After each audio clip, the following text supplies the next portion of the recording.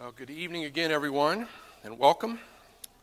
I always appreciate the opportunity to speak to you all. I wish it was under better circumstances. I'm sorry to hear that Wayne is not feeling well, and we certainly want to keep him in our prayers and hope that he gets back on his feet quickly. I decided tonight what I would do is continue our journey through the Holy Lands. We have had 3 sessions. This is the 4th, and if you're interested in this topic and you've missed out on any of the first 3 sessions, they are on the Eastside YouTube page. I invite you to go there. You can check those out. As a reminder, our purpose is to give us all a reminder that the Bible contains real stories that happened to real people in real places. And Janet found as well, when we went to the Holy Lands and we saw these places up close, it just affected us profoundly. And I think really the real benefit to it is when you are reading Scripture, when you're studying your Bible, reading certain passages, if you have been there and you have seen it, you can picture that in your mind very vividly, and it just brings those passages to life in a very powerful way. And so this is real stuff we're happening about, and many of us have seen it with our own eyes. We also want to encourage others to go on a Holy Lands trip one day because it can be life-changing, but I would also add to that, don't go anytime soon. There is a war going on, if you haven't heard, and so I would not recommend going now for the foreseeable future.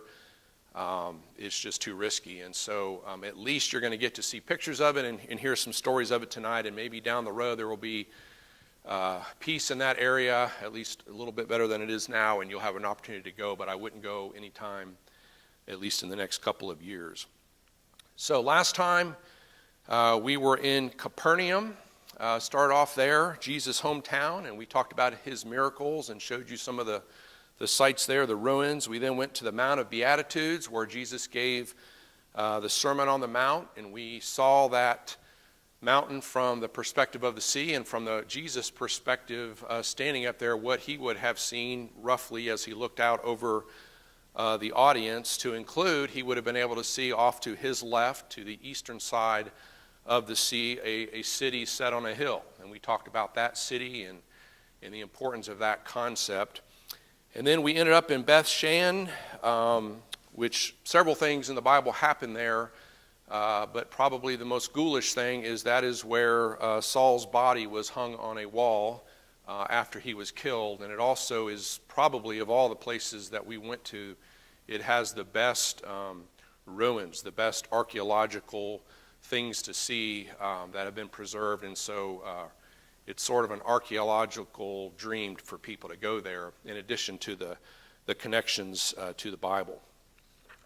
So tonight we're going to try to make 4 stops. We'll probably only get to 3, but that's okay.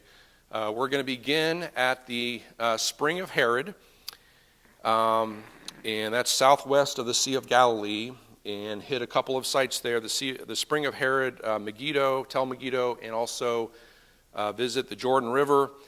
And then if we have time, we're going to travel further south and go to the Valley of Elah. So let's start with the Spring of Herod. This spring is located at En Harod, at the base of Mount Gilboa. So you have Mount Gilboa down here, Mount Morah up there, and it's in between at the southeast side of the Jezreel Valley. And this is the spring that you may recall where Gideon and his troops camped before their battle with the Midianites in Judges chapter 7. It was at this very stream that Gideon sent home the men who were afraid, and then divided those remaining to a mere 300 based on what? How did he make? Yeah, based on how they drank the water. That was the final cut. He sent the first batch home because they were fearful, and then he made a second cut based on whether or not they drank from the water or lapped it. And this is also a location, we're not exactly sure, but it may have been where Saul camped when he visited Endor the night before his death from 1 Samuel chapter 29. So this is the spring of Herod. Here's a close-up of it. And once again, we find ourselves in a real place where a real story featuring real people took place. This is not Harry Potter. This is not Lord of the Rings. This is not Dr. Seuss. This is real stuff, real places. Okay, I've seen it with my own eyes. The Bible is real. It happened. It is nonfiction, 100% of it. And so it was just a blessing to be able to see some of these sites up close. So we're going to hit a couple of verses here from Judges chapter 7. You're welcome to turn there, or you can follow along on the screen. We're going to look at verses 1, 4, and 7. Then Gideon and all the people who were with him rose early and encamped beside the spring of Harod. And the camp of Midian was north of them by the hill of Morah in the valley. And the Lord said to Gideon, the people are still too many. Take them down to the water, and I will test them for you there. And any one of whom I say to you, this one shall go with you, shall go with you. And any one of whom I say to you, this one shall not go with you, shall not go. And the Lord said to Gideon, with the 300 men who lapped, I will save you and give the Midianites into your hand. And let all the others go, every man to his home. Well, let me just say from a military perspective, that doesn't make any sense, okay? To take a fighting force from 32,000 men all the way down to 300 men just doesn't make sense from a traditional military perspective. I was in the Air Force 23 years. I spent almost 2 years of my life at military schools, and we studied national security strategy. We studied tactics and techniques and warfighting, and you can cover a lot of ground in 2 years. And I can tell you this would have never been recommended, what they did. In conventional warfare, you want to have numbers on your side. As many armed warriors as possible to fight the enemy. It's less of a big deal in unconventional warfare, in asymmetric warfare, like we're seeing right now in the Middle East in Gaza.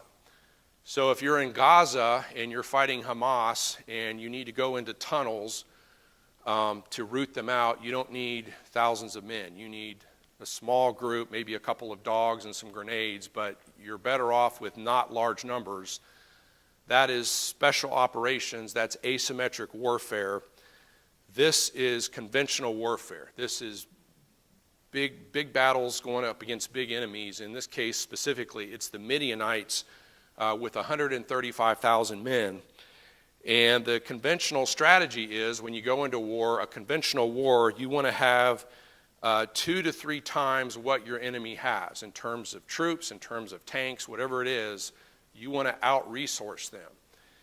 And so if my National War College class was studying this battle and sizing up the Midianites, they would say that if they have 135,000 troops, we probably need to have about 270,000 to give ourselves an advantage, or maybe even more than that.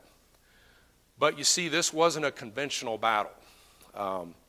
This was a battle that God was involved in. You have to factor God into the equation.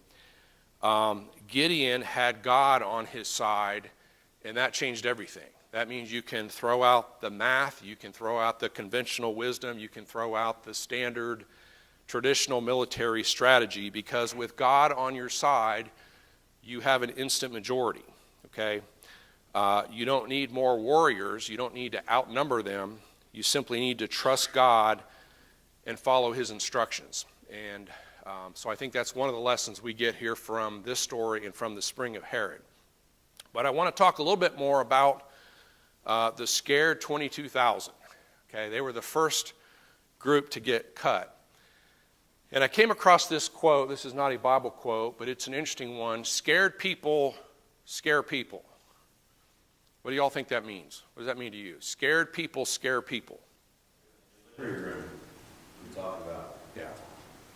If the nurses are going crazy, Yeah. you know something's up, and the whole room's scared.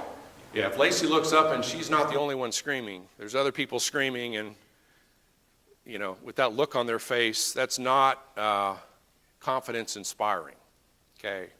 Or if you glance down in the cockpit and the pilot is screaming and throwing his hands up and freaking out, not a good sign, okay? Steve, one of the sayings that I've always heard is that chaos is contagious, but so is calm. Okay. So that same thing applies. If you've got a chaotic situation going on for somebody that's calm, because that's probably who you want to stay close to, because they probably got a plan for what's going on, or at least keep your wits about them in order to sensibly make a good decision. He said in a difficult situation like that, you want to be around confident people because they probably have a plan. They probably know what's going on and what they're going to do about it. And so confident people inspire confidence. The converse of that is true, that scared people scare people. It is contagious. And so the last thing you need when you're trying to beat the Midianites is a bunch of scared, timid warriors. You don't want to be in battle, and let's say you're in a foxhole and you look across from you in the foxhole and your fellow soldier is freaking out and screaming and just giving up or whatever. That's not good for the team. That's not confidence inspiring.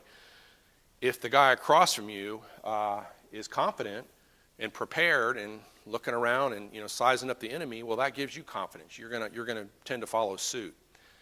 So we have this passage here. I think it relates from 2 Timothy 1, 6, and 7. It says, "For this reason I remind you to fan into flame the gift of God which is in you through the laying on of my hands," which is talking about back then, the day of Pentecost and the things that happened there. But the second part of this applies to all of us. "For God gave us a spirit not of fear, but of power and love and self-control."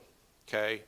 So God gave us a spirit of power, of confidence, of self-control, not a spirit of timidity. And I will tell you, it is not helpful, my opinion, it is not helpful for Christians to be scared and timid. It's just not helpful. It's not good for the church. It's not good for our efforts here. Too scared to teach a Bible class, too scared to go on a mission trip, too scared to share my faith with a coworker, too scared. I'm just going to go through life in my comfort zone, feeling comfortable. I'm never going to reach out. I'm never going to challenge myself. I'm never going to be scared, but I'm never going to really try anything new and challenge myself and venture out as I think God wants us to venture out, to have that spirit of power and love and self-control. And so I was thinking about this idea today, and we won't do a show of hands or anything, but I want you to imagine if Jesus walked into the auditorium tonight and he had a mission for us in this community to do something bold. He wanted to assemble a spiritual fighting force, the Lord's army, you might call us, here in Maryville. Would you be part of the scared 22,000, or would you be part of the bold 300? You just have to kind of think about that. If it's a really challenging, kind of a risky, difficult mission that we're going to have, where harm could come to us, are you going to be part of the scared 22,000 or part of the bold 300? Because that's kind of what we're talking about. That's what that verse is talking about, a spirit not of fear, but of power and love and self-control. Yeah. I want to say there's a difference between being scared and following through and doing what you need to do, and being scared and being immobilized. Mm-hmm. And it tends to come down to preparation that you've done prior to that point. And so that's whether you're talking about church or you're talking about going into battle or going into the nurse's situation or any kind of situation like that. If you've trained and you've prepared, you still may be scared because it's not natural to go into some of these situations. But being able to push through that, going to approach people the first few times you do it is scary because it's the first few times you've done it, but it gets easier the more you've done it. Sure. But, especially newer Christians and stuff, don't let the fact that you're scared to do something get in the way of you trying to do it. Sure. you may fall on your face, but that's going to be the first time that you've had to do it, and so it'll get easier when you move. So Curtis is saying when we take on these challenges, it's going to be natural to feel timid, maybe, or feel afraid, or be a little scared, but your training, your preparation can help you to overcome that, to power through, and to jump in on the fight. The reason we're doing a Fishers of Men class is not because Wayne has a lot of spare time over the next 11 weeks. It's because we want to train people to be confident in sharing the gospel, to give them techniques and to help them to, start conversations and to know which passages they can go to and how to field questions. And so we want people to attend the class to get the training so that even when they may be a little scared to approach that person, they're at least trained to do it. Maybe they can overcome that and go ahead with it. So for whatever reason, these 22,000 couldn't overcome that fear. They must not have been able to, through a lack of trust, a lack of training, whatever, they weren't able to do it. And I don't want to be in that group, okay? I don't want to be in the group that's scared to do things. I want to be in the 300. And so my encouragement is we need boldness in evangelism, in mission work, and in ministry at large. We need bold Christians doing bold things for the Lord, and we need to be a lion, okay? A bold lion that's willing to take things on and do what we need to do to share the gospel. So that's the Spring of Herod. Our next stop is Megiddo. Megiddo stands on the southern edge of the Jezreel Valley and is probably the most famous battlefield in the world. In biblical times, it was one of 3 cities that guarded the Via Maris trade route, which connected Egypt down here with Mesopotamia and Syria up here. So it was this highly traveled trade route, and you can see Tel Megiddo is right in the middle of it. So it was at a very critical mountain pass. It was a very strategic, well-traveled location on this road. And with such an important location, it became a military stronghold as well as a store city. The inhabitants there built a water shaft system to supply water to their city so that if they came under siege, they would still be able to have fresh drinking water. This shaft is 120 feet deep, and it connects to springs outside the city by a tunnel 250 feet long. And so when Janet and I were there, we got, towards the end of our tour, we got to go, pointing the wrong way, we got to go into that shaft. We got to climb down those stairs, down this tunnel, really spooky looking. And we got to the bottom, and then we were able to travel and actually exit the spring and head to the bus. And so you can actually, if you go there, you get to see this, this well system up close. Controlling Megiddo, again, a strategic location, it meant controlling the Via Maris. And if you controlled the Via Maris, this ancient road, you had control over the ancient world. So this was, again, a strategic location that a lot of armies were jockeying to take control of. Archaeologists have discovered 77 layers at Tel Megiddo, which means 77 different times in history whatever city was there was conquered, maybe leveled, and then they built on top of it, and then on top of that, and that's why it is a tell. That's why it's this hill out in the middle of nowhere, because it is 77 different civilizations that have built up through the centuries. Here is a key to some of the structures at Megiddo, and I want to zoom in for a moment on the Canaanite temple and altar right there in the middle. And I got a pretty good picture of it when we were there. So this is the altar at Megiddo. And a couple of things biblically, connection points with our Bible text. It served as a royal city of the Canaanite king Tanakh, whom Joshua defeated in Joshua chapter 12. And this pagan altar at the high place in the center of Megiddo, this one that you see right here, they estimate it was built around 2700 BC and was used until about 1900 BC, not long before Abraham arrived in Canaan. The altar probably had been built over the remains of earlier ones. So as civilizations were added, as those 77 layers built up, they would continue to build on this altar, this high place. You can see steps there on the eastern side, right there. And those steps allowed the priest to climb onto the altar for sacrifices or other rituals. Though it is impossible to know exactly what happened there, the Bible records that Canaanite worship included the sacrifice of animals as well as children during certain periods. So bad things happen at this altar. It's also where they had male and female ritual prostitution. So this altar, this high place, represents the Canaanite practices that God's people, Yahweh's people, found so seductive. Ahab and Jezebel would establish the worship of Baal in cities and towns near here, and quite possibly at Megiddo as well. So how does this fit in biblically? Well, after reaching the Promised Land, the Israelites were commanded by God to destroy the Canaanite high places. This is what they're talking about. Numbers chapter 33, verse 52.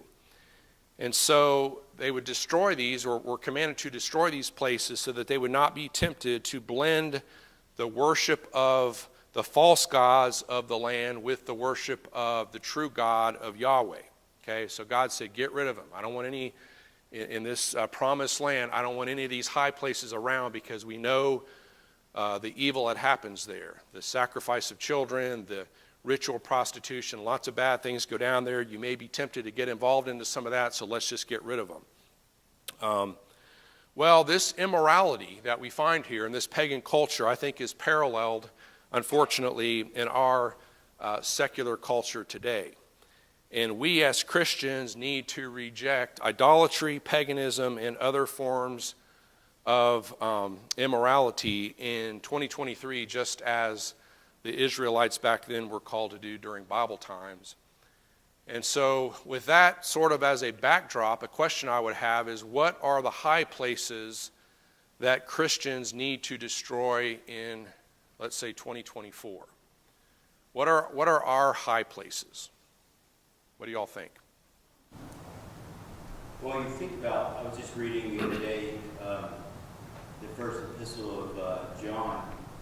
So in 1 John, you can say the works of the flesh are the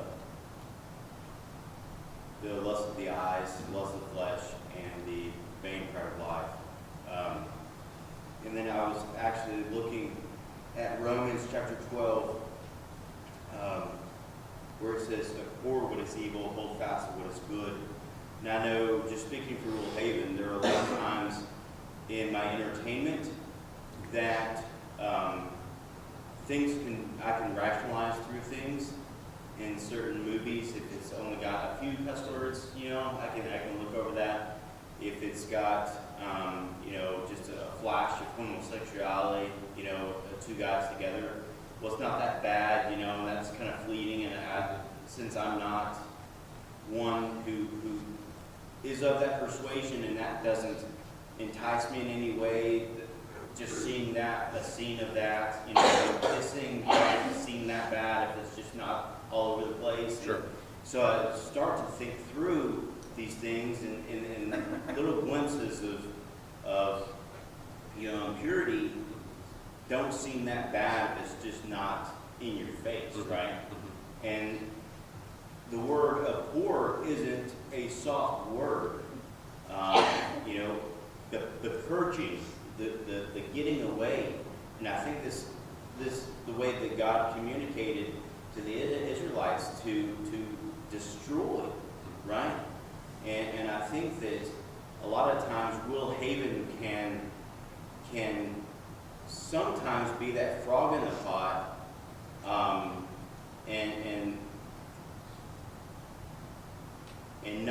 and become desensitized. Because I know for a fact, that in my 35 years of life, like if you were to go back to when I was in middle school, my view or my exposure to to homosexuality, right? It was just something that we didn't talk about. Versus now in 2023, a week away from 2024, that is just something that we see to where 15, 20 years ago when we saw a commercial, K Jewelers commercial where there wouldn't be two guys on there. That wouldn't even be thought of. But now, in the Haven household, we might see that commercial and be like, that's just, that's nasty, right? Whereas before it was just, it hit harder. So I want to make sure that I'm evaluating everything in my life and making sure that sinful behavior stings as much as it should. And I think as a society for sure, but even as a Christian, I feel like I'm desensitized to things that are evil. And I should be abhorring that. So, yes. Yeah, that's a great point. And so Will's talking about one of the high places for us could be our entertainment. We can become so desensitized to entertainment and the values that are out there that we just we're not really bothered by it, or we figure we're okay watching this because, well, it's mostly good, or, we won't be affected. And so it could be entertainment that's our high place. It could be, I would point to abortion as something in our society that is an evil high place. Pornography, materialism. You can go on down the list, and it probably varies by person as to what are the specific things in this society that maybe impact you more than somebody else. But this isn't just a problem for the children of Israel thousands of years ago. This is a problem for us. We have our high places. We have our problem areas as Christians, as a church, as a culture that we need to be focused on. And what better time to do that than going into a new year? And so maybe a good resolution for 2024, even if you're not a resolution maker, maybe you pick one high place in your life, something that you have struggled with, and say, you know what, this is the year that I'm going to tear that down. And I'm going to get that out of my life and, clean up the act, so to speak. Any other thoughts on that? All right, so a couple other things. This is still at Megiddo. Things that happen in the Bible. In 1 Kings 9:15, Solomon fortified Megiddo as one of his chariot cities. In 2 Kings 9:27, Ahaziah, the king of Judah, was killed here. And then in 2 Chronicles 35:20, King Josiah foolishly fought Pharaoh Necho and was also killed here. So there's various times in the Old Testament where you'll hear about Megiddo. Another interesting thing about this place, Megiddo, Mount Megiddo in Hebrew is Har Megiddo. And that is the area, not just the mountain, but the area around that mountain is Har Megiddo, which is where we get the word Armageddon. Okay? And they've done some studies and have determined that more world battles have been fought in and around Megiddo, Har Megiddo, Armageddon, than any other place in the world. And so, with that as a backdrop, Har Megiddo or Armageddon is used as a symbol of the great battle between good and evil, which will one day result in God's triumph. And we find that in Revelation 16:13-16. I will tell you that this is, in Revelation, this is a symbolic picture. Okay, we're talking about symbolism here. We don't believe, or at least I don't believe, that an actual physical battle will be fought at Har Megiddo, at Armageddon, but we are fighting a spiritual battle. It says in Ephesians 6, starting in verse 10, "Finally be strong in the Lord and in the strength of his might. Put on the whole armor of God that you may be able to stand against the schemes of the devil. For we do not wrestle against flesh and blood, but against the rulers, against the authorities, against the cosmic powers over this present darkness, against the spiritual forces of evil in the heavenly places." So we are in a spiritual battle, and Will laid that out pretty clearly as an example in his life, which I think really applies to all of us, of the entertainment battle, but that is a spiritual battle. That is a conflict that we are in. So I'm not concerned about an actual battle happening as shown in Revelation, a symbolic battle at the end times, a physical battle. What I'm concerned about is a spiritual battle going on in my own life and in the life of my family. Those are the battles that I need to focus on and fight and try to win. And so we are in a spiritual battle today, but if we arm ourselves with the full armor of God, we can fight that battle, we can win that battle, and we can go home to heaven to live with God eternally. And so that's, to me, that's the message of this place, is there is a battle going on. It's not going to end up being fought physically. It's going to be a spiritual battle. It is a spiritual battle that we have to commit ourselves to winning. All right, we may be able to get one more stop in here. So let's finish up at the Jordan River tonight, the beautiful Jordan River. And this is a picture of it. It is a prominent feature in ancient Israel and even modern-day Israel. In the Bible, it's mentioned nearly 200 times. So this is a body of water that plays out in a lot of different places. We're going to look at a couple of them. The Jordan River's fast-flowing waters created a natural barrier between Canaan and the lands to the east. And at times, it also served as a line of protection when God's prophets and kings were being pursued. So it was a physical feature that could protect an army from a pursuit and that kind of a thing. So this river, it begins up at Mount Hermon up there, and it travels down to the Sea of Galilee, and that is about 25 miles. It empties into the Sea of Galilee, and then it continues from the southern end of the Sea of Galilee all the way down to the Dead Sea, about 65 miles. And the famous river, although it's long, it's surprisingly narrow, only about 50 to 75 feet wide in most places. The Jordan's name was derived from words meaning to descend or to go down, and that's because the river drops significantly in elevation.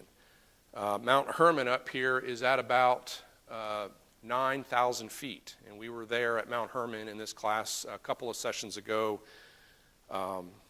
talking about Caesarea Philippi and the things that happen there at the base of Mount Hermon. So that's at 9,000 feet up there, and it flows all the way down to the Dead Sea, sitting at 1,400 feet. So if you do the math, that is a 7,600 foot drop, which is why the river flows so swiftly. So this is along the Jordan River, and it is the Yardenite baptismal site. And I got to tell you a story that happened here on our trip. So we were on the tour bus one day, traveling along. We had about 30 or so in our group, and our tour leader asked everybody on the bus, she said, is anybody an ordained minister? And we're all kind of looking around, and there's kind of silence, and I'm thinking to myself, well, I am a part-time youth minister, and I'm a deacon. I don't know that that's really an ordained minister. I don't recall being ordained at my local Church of Christ, but no one else was doing anything, so I just got her attention. I said, ma'am, I don't know if I'm ordained or not, but I am a part-time youth minister. And she said, Steve, that's good enough. So that was a mistake. So then she asked everybody on the bus, she said, hey, in whatever 4 or 5 days, we're going to be going to this site, to the baptismal site, and then she looked at me and she said, if there's anybody that is wanting to be baptized, would you be willing to do it? Would you conduct the baptism ceremony? And I said, well, I said under two conditions. I said, first of all, I would want to study with every single person individually at the hotel in the break area there, the lobby. I would want to have a Bible study with each person so that I could talk to them about baptism, about the plan of salvation, how baptism fits into it, and make sure that they had the same understanding as I do as what the Bible teaches about baptism. Okay, so I said, I've got to do that first, and then anyone that still wants to be baptized, then that's good. I'm willing to do that. The other requirement I gave is before we start, I want to be able to have about 10 or 15 minutes to preach a little mini sermon. And she said, that sounds great. We'd love to have that. So we get to this site, and everybody was there. And again, I don't know their hearts. I don't know people's hearts, but if I've taught someone the gospel and they've agreed with what I've said and they acknowledge that this is why they are being baptized, I'm not going to trump them. I'm going to let that be between them and God. And so we went to the site. That's me in the fancy little getup they gave me. And I stood there and I gave a 10-minute gospel sermon to people of all different faith groups. Okay, I was able to share the gospel, talk about what the Bible says about salvation, about God's plan of redemption for mankind, and how baptism fits into that. And then we went out there in the water, and 12 souls were baptized. Well, the interesting part about this, aside from the spiritual aspects, is when I got out in that water, fish started biting my legs. And I mean, it was a lot of fish. And I'm thinking, like, are these piranha? Like, is this how it ends for me? And I thought, if you're going to die, baptizing people in the Jordan River is not a bad way to go out. I think I'll be okay. But I'm kicking these fish away, and I'm just stirring them up, and they're just all surrounding me. And I wouldn't say it was like super painful, like a piranha bite. Not that I know what that's like, but it was annoying, and I could feel it. And so they're nibbling at me, and I'm pushing them away. So we got done with the baptisms. We get to our hotel that night. It was a pretty high-end hotel, as most of them were. And they had this spa there upstairs, I think it was. And so Janet and I thought we would go check out the spa, not to spend the exorbitant prices for anything, but just to see what it was like. So we get up there, and people are spending what would be like the equivalent of $150 to $200 to put their feet in an aquarium and have fish bite them. It's like this exfoliation treatment. And I'm watching these people shell out money and put their legs in the aquarium, and I thought, if I had known like this was a thing, I would have done my sermon out in the water for one thing, and I would have probably spent more time with these people. I was trying to rush the process when apparently exfoliation is a good thing for your feet. And so I learned a lesson there. But anyway, that was the baptismal site at the Jordan River.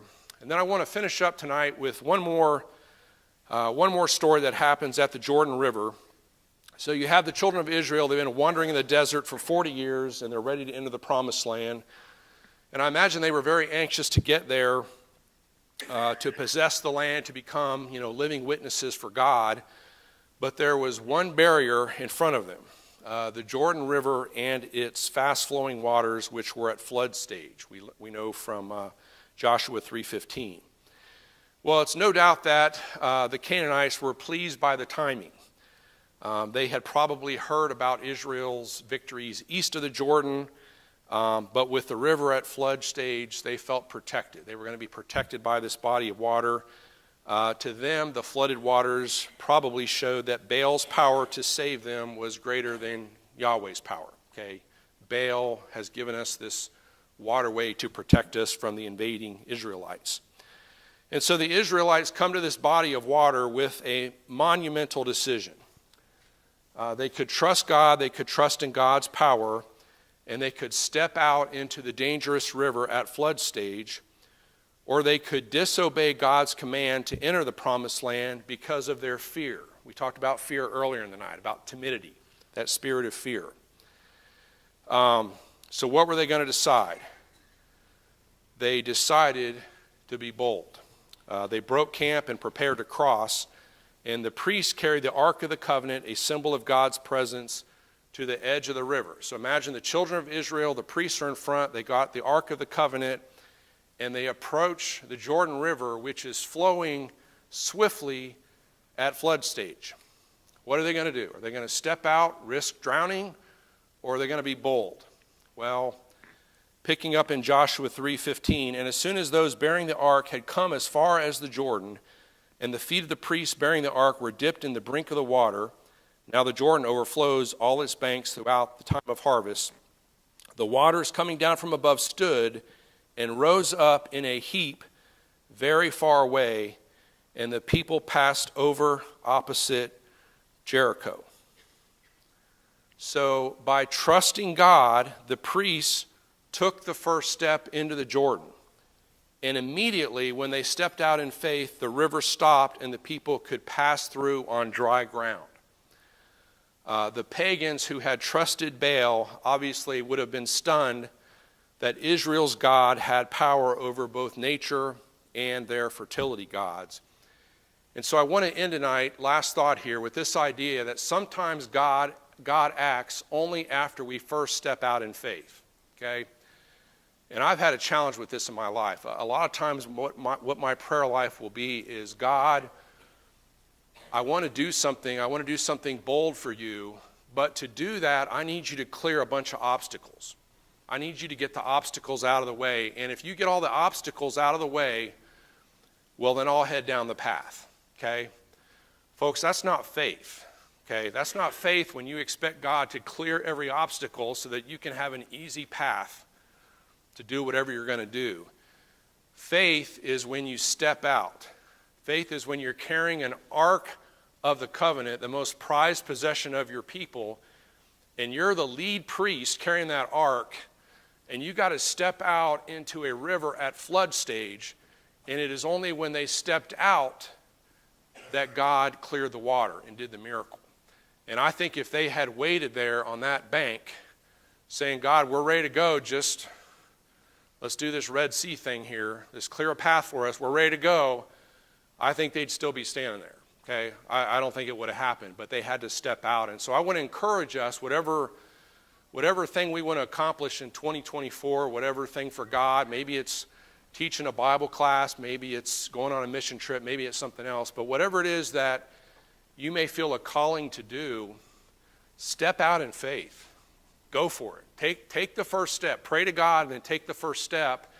And when you move towards that goal, you will be surprised with how God will then jump in and start clearing obstacles. And he'll be with you and he'll carry you along. But I don't think he wants us to just sit back waiting on him to do all the work so that we can do whatever it is we want to do.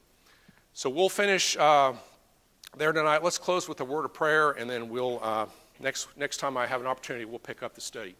God, we thank you so much for this evening. We thank you for your holy word. We thank you of the way that the stories are presented in the Bible, and that these are real people and real stories and real places, and that we have an opportunity to study them, to go there, to see pictures of them, and to know that you are real and your word is real. And I hope that our study tonight has been encouraging to everyone, that we can be bold in our faith and willing to step out for you. In Christ's name we pray, amen.